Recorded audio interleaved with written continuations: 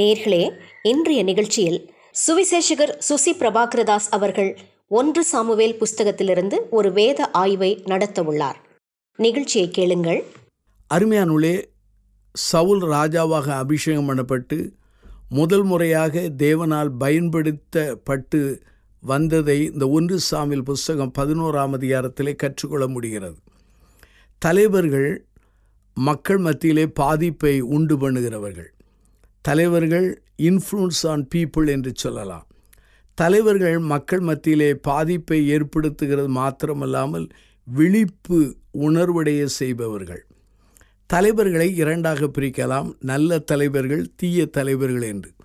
நல்ல தலைவர்கள் நல்ல பாதிப்புகளை உண்டு பண்ணுவார்கள், தீய தலைவர்கள் தீமையான பாதிப்புகளை உண்டு பண்ணுவார்கள். பிறரை பின்பற்றுகிறவர்கள் தலைவர்கள் அல்ல, தலைவர்களை மக்கள் பின்பற்றுவார்கள். இந்த அருமையான செய்தியிலே ஆவிக்குரிய தலைவனின் பண்பு எவைகள் என்பதை நான் சொல்ல விரும்புகிறேன். பிரியமானவர்களே, இந்த ஃபீபா வானொலி நேயர்களுக்கு இந்த 1 சாமுவேல் புஸ்தகத்திலிருந்து நாம் தொடர்ந்து இந்த செய்தியை கற்று வருகிறோம். அருமையானுள்ளே, தேவ ராஜ்யத்திற்கு தேவனால் பயன்படுத்தப்பட்ட நல்ல தலைவர்கள் எழும்ப நாம் ஜெபிக்க அழைக்கப்படுகிறோம். 1 சாமுவேல் புஸ்தகம் 11ஆம் அதிகாரம் 1 - 15 வாக்கியங்களை கவனமாக வாசித்து பாருங்கள். முதலாவதாக, ஆவிக்குரிய தலைவர்கள் மக்களுடைய பிரச்சனைகளை குறித்து கரிசனை உள்ளவர்களாக இருப்பார்கள். ஆங்கிலத்திலே சொல்ல வேண்டுமென்றால் spiritual leaders care about people's problem என்று சொல்லலாம். 1 சாமுவேல் புஸ்தகம் 11ஆம் அதிகாரம் 1 - 6 வாக்கியங்களை வாசித்து பாருங்கள். நாகாஸ் என்ற அம்மோனியன் யாபேஸ் ஜனங்களோடு வந்து அவன் போராடுகிறான். கீலியாத்தில் உள்ள யாபேஸின் ஜனங்களை முற்றுகை போடுகிறான். அவருடைய வலது கண்ணை பிடுங்கி அவர்களை அவமானப்படுத்துவேன் என்று சொல்கிறான். அப்பொழுது இந்த யாபேஸ் பட்டணத்தார் சொல்கிறார்கள், எங்களோடு நீர் உடன்படிக்கை பண்ணும். அவன் மறுத்து விடுகிறான். ஆகவே அந்த அருமையான ஜனங்கள் 7 நாட்களை அவர்கள் பெற்று அந்த இஸ்ரவேல் ஜனங்களுக்கு அந்த செய்தியை சொல்லி அனுப்புகிறார்கள். அருமையானவர்களே, இந்த காரியத்தை கேட்ட பொழுது இந்த அருமையான சவுல் ராஜா அவர்களுடைய பிரச்சனைகள் மேலே கரிசனை உள்ளவனாய் காணப்படுகிறான். மெய்யான ஆவிக்குரிய தலைவர்கள் மக்களின் பிரச்சனைகளை அவர்கள் கரிசனையோடு அணுகுவார்கள். இன்றைக்கு அநேக தலைவர்கள் பிரச்சனைகளை உருவாக்குகிறார்கள். பிரச்சனைகளுக்கு உரம் விட்டு தண்ணீர் பாய்த்து அதிலே வளர வைக்கிறார்கள். ஆனால் மெய்யான ஆவிக்குரிய தலைவர்கள் பிரச்சனைகளை தீர்க்க முற்படுவார்கள். மக்களுடைய பிரச்சனைகளுக்குரிய தீர்வுக்குரிய கரிசனையில் முன்னேறி விடுவார்கள். உண்மையான ஒரு ஆவிக்குரிய தலைவன் மக்களுடைய உண்மையான அந்த உதவியை அவன் எதிர்பார்த்து அவன் செய்வதில்லை. மக்களுக்கு உதவி தேவை என்பதை அறிந்து அவர்களுக்கு உதவி செய்வான். இங்கே அந்த அருமையான நாகாஸ் என்பவன் 7 நாட்களை கொடுக்கிறான். ஆனால் 1 சாமுவேல் புஸ்தகத்திலே 11ஆம் அதிகாரம் 9 பாருங்கள். சவுல் சொல்கிறான், நாளை தினத்திலே உங்களுக்கு ரட்சிப்பு கிடைக்கும் என்கிற பொருளில் தருகிறான். அந்த 1 சாமுவேல் புஸ்தகத்திலே 11ஆம் அதிகாரம் 13 பார்த்தால் சவுல் ராஜாவினுடைய அந்த உற்சாகமான வார்த்தைகளை கேட்டபோது ஜனங்கள் சந்தோஷமடைந்தார்கள். நானும் நீங்களும் மெய்யான ஒரு ஆவிக்குரிய தலைவனாயிருந்தால் நம்மை சுற்றிலும் வாழுகிற மக்களுடைய பிரச்சனைகளின் மேலே கரிசனை உள்ளவர்களாயிருப்போம். கரிசனை என்றால் என்ன? அந்த பிரச்சனைகளை கேட்பது மாத்திரமல்ல, அதை காண்பது மாத்திரமல்ல, அந்த பிரச்சனைகளுக்கு அவர்களுக்கு தீர்வு கண்டு அவர்களை விடுவிக்கிற அந்த கரிசனையோடு இருப்போம். உண்மையான ஒரு ஆவிக்குரிய தலைவர்கள் அந்த பிரச்சனைகள் மத்தியிலே, அந்த செயல்களிலே அல்லது அந்த பிரச்சனைகளில் தங்களை ஈடுபடுத்திக் கொள்வார்கள். இதை 1 சாமுவேல் புஸ்தகத்திலே 11ஆம் அதிகாரத்திலே 4-5 நாம் காண முடிகிறது. அங்கே அந்த யாபேசின் பட்டணத்தார் ஸ்தானாபதிகளை அனுப்பி அங்கே செய்தி சொல்கிறார்கள். தங்களுடைய பிரச்சனைகளை இஸ்ரவேல் எங்கும் சொல்கிறார்கள். இது இந்த சவுல் ராஜா இருக்கிற இடத்துல வந்தபோது சவுல் மேலே ஆவியானவர் இறங்கி அவன் கோபப்பட்டு அங்கிருக்கிற ஓரினை மாட்டை, அதாவது 2 மாடுகளை அவன் அடித்து அதை கொன்று அதை பகுதியாக எடுத்து இஸ்ரவேல் எங்கும் அனுப்புகிறார். இந்த செய்தியை கேட்டு நீங்கள் வாருங்கள் என்று அழைப்பை கொடுக்கிறார். அவர்கள் வராவிட்டால் அவர்களுக்குள்ளே தேவனுடைய கோபாக்கினை வரும் என்று சொல்லி இந்த மாடு வெட்டப்பட்டது போல அவர்களுடைய நிலைமையை குறித்து அவன் விளக்கி சொல்கிறான். இந்த சூழ்நிலையிலே அங்கே தேவனால் உண்டான பயங்கரம் உண்டாயிற்று. எல்லாரும் ஒருமனப்பட்டு வருகிறார்கள். இந்த யாபேஸ் பட்டணத்தின் பிரச்சனையை கண்டபோது அந்த சவுல் ராஜா என்பவன் அமைதியாக இருக்கவில்லை. எனக்கு ஏன் இந்த பிரச்சனை என்று ஒதுங்கி விடவில்லை. அதிலே தன்னை ஈடுபடுத்தி கொள்கிறார். அநேகர் இந்த நாட்களிலே பிரச்சனைகளை கண்டபோது ஒதுங்கி விடுகிறார்கள்.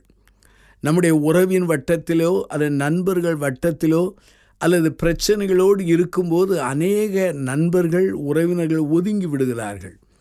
ஆனால் உண்மையானவர்கள் தான் நம்முடைய பிரச்சனைகளிலே நம்மோடு நிற்கிறார்கள், தோள் கொடுக்கிறார்கள், தங்களை ஈடுபடுத்தி கொள்கிறார்கள். பழைய ஏற்பாட்டிலே பாருங்கள், ஆபிரகாமின் இனத்தான் ஆகிய லோத்து சோதம் குமராவுக்கு போய்விடுகிறார். சோதம் குமராவுக்கு போகும்பொழுது அவன் ராஜாக்களாலே சிறைபிடிக்கப்படுகிறான். இந்த செய்தியை கேட்ட ஆபிரகாம் தன்னோடு இருந்த மக்களை அழைத்து சென்று யுத்தம் செய்து ஆபிரகாம் தன்னுடைய இனத்தான லோத்தை விடுவித்து வருகிறான். அருமையானவர்களே, இந்த சூழ்நிலையிலே ஆபிரகாம் இப்படி எண்ணி இருக்கலாம், என்னுடைய உறவு வேண்டாம் என்று விலகினவன், என் உறவு வேண்டாம் என்று பிரிந்து போனவன், அவனுக்கு நான் ஏன் உதவி செய்ய வேண்டும் என்று அவன் அமைதியாக இருக்கவில்லை. அவன் சென்று யுத்தம் செய்து அவர்களை மீட்டு கொள்கிறான். அதே போல தான் இந்த சவுல் என்பவனும் யாபேஸ் பட்டணத்தாருடைய பிரச்சனையை அவன் தன்னை ஈடுபடுத்தி கொண்டு செயல்படுகிறான். அருமையானவர்களே, இங்கே வேத வசனத்தை பாருங்கள். அங்கே வேத வசனத்தில் 1 சாமுவேல் புஸ்தகம் 11ஆம் அதிகாரத்தில் 6 வாசித்தால் அந்த மெய்யான தலைவர்கள் ஆவியானவரை சார்ந்து கொள்வார்கள். அவன் மேலே பரிசுத்த ஆவியானவர் இறங்கினார். பழைய ஏற்பாட்டிலே இறங்கினார் என்கிற ஒரு பதம் வருகிறது. ஆனால் புதிய ஏற்பாட்டிலே இறங்கினார் அல்ல, நிரப்பினார் என்கிற ஒரு பதம் வருகிறது. பழைய ஏற்பாட்டிலே ஆவியானவருடைய செயல்பாடு வேறு விதம், ஆனால் புதிய ஏற்பாட்டிலே ஆவியானவருடைய செயல்பாடு வேறு விதமாக இருக்கிறது. பழைய ஏற்பாட்டிலே ஒரு சில திருப்பணிக்காக, சில காரியத்திற்காக சில மனிதர்கள் மேலே ஆவியானவர் இறங்குவார். அந்த பணி செய்த பிற்பாடு விலகி விடுவார். ஆனால் புதிய ஏற்பாட்டிலே பரிசுத்த ஆவியானவர் நம்ம மேல் இறங்கினதல்ல, நிரப்பி நம்மோடு கூட தங்கியிருந்து நம்மை செயல்படுத்துகிறார். பழைய ஏற்பாட்டிலே ஆவியானவர் செயல்படுகிற விதம் எப்படி என்றால், ஒரு சாதாரண ஒரு மோட்ரு படகு இல்லாத சாதாரண ஒரு படகாகும். அந்த படகிலே அங்கே அநேக தண்டு வலிப்பார்கள். அங்கே பாய் விரித்து அந்த படகை நடத்தி கொண்டிருப்பார்கள். திடீரென்று ஒரு காற்றடித்தால் அந்த தண்டு வலிக்கிற திசையிலே இந்த படகு போகாது, காற்றடிக்கிற திசையிலே போகும். பழைய ஏற்பாட்டு பரிசுத்தவான்கள் வாழ்க்கையிலே இப்படித்தான். அவர்கள் போய்கொண்டே இருப்பார்கள். திடீரென்று ஆவியானவர் இறங்குவார், ஆட்கொள்வார், அவர்களை பயன்படுத்தி தன் சித்தத்தை செய்ய வைப்பார். பிறகு செய்து முடித்த உடனே விலகி விடுவார். புதிய ஏற்பாட்டிலே ஆவியானவர் செயல்படுகிறது என்னவென்றால், ஒரு மோட்ரு படகு போல் சொல்லலாம். ஒரு மோட்ரு படகிலே அந்த படகு இயக்கப்படும் போது என்ன காற்றடித்தாலும், என்ன புயல் எடுத்தாலும் அந்த மோட்ரு படகு இயக்கிறவன் கட்டுப்பாட்டுக்குள்ளே போய் கொண்டிருக்கிறது. அருமையானவர்களே, இந்த சவுல் இவ்வாறு அந்த யாபேசு பட்டணத்தாருடைய பிரச்சனையை கேட்டபொழுது அவன் என்ன செய்தான்? அவன் மேல் ஆவியானவர் இறங்கி கோபப்பட்டான் என்று போடப்பட்டிருக்கிறது. எனக்கு இந்த பகுதி மிகுந்த ஆச்சரியமாக இருந்தது. ஆவியானவர் ஒருவன் மேல் இறங்குவாரானால் ஆவியானவருடைய கனி காணப்படும், சாந்தம், இச்சையடக்கம் இதெல்லாம் காணப்படும். ஆனால் இந்த இடத்திலே ஆவியானவர் இறங்கும்போது பயங்கர கோபம் வருகிறது. இந்த கோபத்தை நம்முடைய கோபமாக நான் எண்ணாதபடி என்னுடைய தியானத்திலே நான் புரிந்து கொண்டது என்ன, இதை ஒரு ஜீல், ஒரு வைராக்கியமாக எண்ணுகிறேன். அருமையானவர்களே, நம்முடைய வாழ்க்கையை நாம் சிந்திக்க வேண்டும். உண்மையாகவே ஆவிக்குரிய தலைவர்கள் என்ன செய்வார்கள்? மக்களுடைய பிரச்சனை மேல் கரிசனை உள்ளவர்களாக இருப்பார்கள். மக்களுடைய பிரச்சனைகளில் தன்னை ஈடுபடுத்திக் கொள்வார்கள். அது மாத்திரமல்லாமல் ஆவியானவரை சார்ந்து கொள்வார்கள். அப்போஸ்தலனாகிய பவுல் உடைய வாழ்க்கையிலே இந்த தன்மையை காண முடிகிறது. பிலிப்பியர் நிருபம் 1:23-24 நான் உங்களுக்காக வாசிக்கிறேன். ஏனெனில் இவ்விரண்டினாலும் நான் நெருக்கப்படுகிறேன். தேகத்தை விட்டு பிரிந்து கிறிஸ்துவுடனே கூட இருக்க எனக்கு ஆசை உண்டு. அது அதிக நன்மையாயிருக்கும். அப்படி இருந்து நான் சரீரத்தில் தரித்து இருப்பது உங்களுக்கு அதிக அவசியம் என்று எழுதுகிறார். இரண்டாவதாக, ஆவிக்குரிய தலைவர்கள் அவர்கள் செயல்படும் தலைவர்களாக இருப்பார்கள். ஆங்கிலத்தில் சொல்ல வேண்டுமென்றால் ஸ்பிரிச்சுவல் லீடர்ஸ் டேக் ஆக்ஷன் என்று சொல்லலாம். 1 சாமுவேல் புஸ்தகம் 11:7-11 வாக்கியங்களை வாசித்து பாருங்கள். இங்கே யாபேசின் ஜனங்கள் இந்த தங்கள் காரியங்களை ஸ்தானாதிபதிகள் மூலமாய் அறிவித்த போது அந்த இஸ்ரவேல் மக்கள் எல்லாரும் அழுதார்கள். அங்கே ஜனங்கள் எல்லாரும் ஒருமனப்பட்டார்கள். தேவனுடைய கரம் அவர்களை ஒருமனப்படுத்திட்டு, இந்த சூழ்நிலையிலே சவுலும் சாமுவேலும் இணைந்து அவர்கள் செயல்படுகளாய் மாறுகிறார்கள். சவுல் இந்த இடத்திலே பிரச்சனைகளை குறித்து கரிசனையோடு இருந்தது மாத்திரமல்ல, செயல்படுகிற மக்களாய் மாறினான்.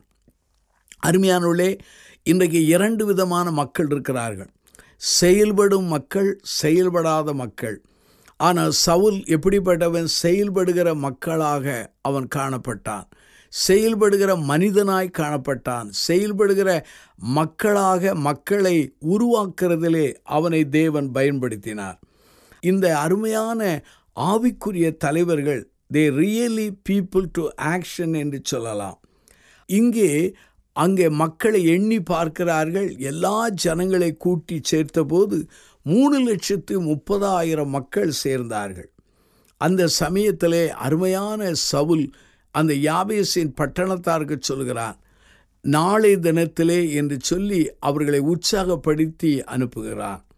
ஸ்தானாதிபதி மூலமாக இந்த செய்தி சென்று விடுகிறது. அந்த யாபேசின் பட்டணத்தார் மகிழ்ச்சி அடைகிறார்கள். இந்த இடத்திலே செயல்படும் தன்மையை நாம் காண முடிகிறது. அவன் ஆண்டவருடைய கிருபையினாலே திட்டமிடுகிறான், அறிவுள் எடுக்கிறான், மக்களை கூட்டி சேர்க்கிறான். இந்த இடத்திலே ஆவிக்குரிய தலைவர்கள் பயத்தை காட்டிலும் விசுவாசத்துக்கு முக்கியத்துவம் கொடுக்கிறார்கள். they chose faith over fear என்று சொல்லலாம். அருமையானவர்களே, 2 தீமோத்தேயு புஸ்தகம் 1:7 பாருங்கள். தேவன் நமக்கு பயமுள்ள ஆவியை கொடாமல் பலமும் அன்பும் தெளிந்த புத்தி உள்ள ஆவியை தந்திருக்கிறார். யாபேஸ் பட்டணத்தாரை பார்த்து அவன் உற்சாகமாய் சொல்கிறான், இதோ உங்களுக்கு ரட்சிப்பு வரும் என்று தைரியமாய் சொன்னான். இதிலே ஆண்டவர் இந்த நிகழ்விலே பேசினதாக வார்த்தை இல்லை. ஆண்டவருடைய வெளிப்பாடுகள் அங்கு அருளப்பட்டதாக வார்த்தை இல்லை. விசுவாசத்திலே தன்னை ராஜாவாக தெரிந்து கொண்ட அந்த அழைப்பின் அடிப்படையிலே உறுதியாக சொல்கிறார். அநேக சமயங்களிலே நம்முடைய வாழ்க்கையிலே பயம், விசுவாசம், இந்த ரெண்டிலே அநேக சமயங்களில் நாம் பயத்துக்கு முக்கியத்துவம் கொடுக்கிறோம். ஆனால் ஆவிக்குரிய தலைவர்கள் அவர்கள் பயத்துக்கு முக்கியத்துவம் கொடுப்பதில்லை. அவர்கள் விசுவாசத்துக்கு முக்கியம் கொடுக்கிறார்கள். ஆவிக்குரிய தலைவர்கள் என்ன செய்கிறார்கள் என்றால் மக்களை உற்சாகப்படுத்துவார்கள். they encourage people with God's promise என்று சொல்லலாம். 1 சாமுவேல் புஸ்தகம் 11 நீங்கள் வாசித்து பாருங்கள். அதிலே 9-10 வாக்கியங்களை வாசித்தால் அந்த யாபேஸ் பட்டணத்தாரை உற்சாகப்படுத்துகிறார். 2 விதமான வார்த்தைகள் காணப்படுகிறது. ஒன்று மக்களை கட்டி எழுப்பும் வார்த்தைகள், இரண்டாவது மக்களுடைய வாழ்க்கையை அந்த கட்டி எழுப்பாதபடி உடைக்கும் வார்த்தைகள் அல்லது அழிக்கும் வார்த்தைகள். இஸ்ரவேல் ஜனங்கள் அங்கே வேவு பார்க்கும்படியாக அவர்களில் 12 பேரை மோசே அனுப்பினார். 10 பேர் கானானை சுற்றி பார்த்தார்கள். பாலும் தேனும் ஓடுகிற தேசம்.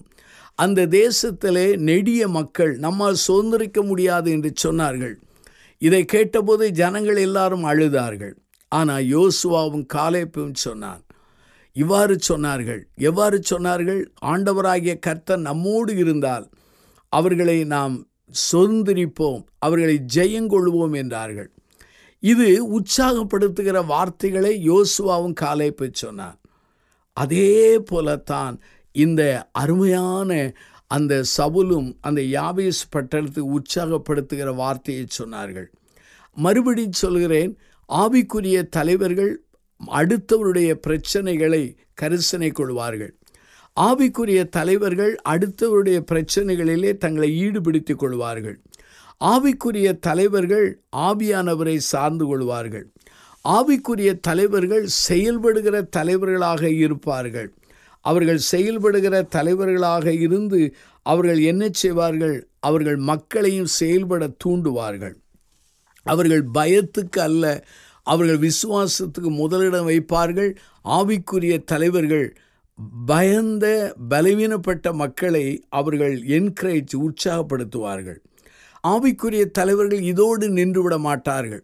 எப்படி யுத்தம் செய்ய வேண்டும் என்று திட்டமிடுவார்கள். திட்டமிடுதலை தவறு என்று வேதம் சொல்லவில்லை. திட்டமிடுகிறது சரியானதுதான்.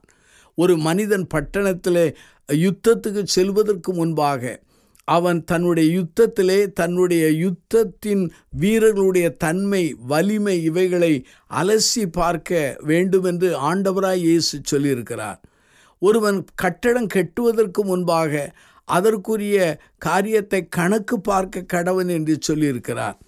இந்த 2 பகுதிகளுமே ஆண்டவர் சொன்ன பகுதிகள். அப்படியானால் திட்டமிட வேண்டும். ஆவிக்குரிய தலைவர்கள் திட்டமிட்டார்கள். 1 சாமுவேல் புஸ்தகத்தை நீங்கள் எடுங்கள். 11ஆம் அதிகாரத்திலே நீங்கள் வாசிப்பீர்கள் என்றால் அங்கு வேதவசனம் மிக தெளிவாக 11 சொல்கிறது. அவர்கள் 3 பகுதிகளாக பிரிந்து அங்கே அந்த யுத்தத்தை நடத்தி அந்த அருமையான அம்மோனியனுடைய சக்திகளை முறியடிக்கிறார்கள்.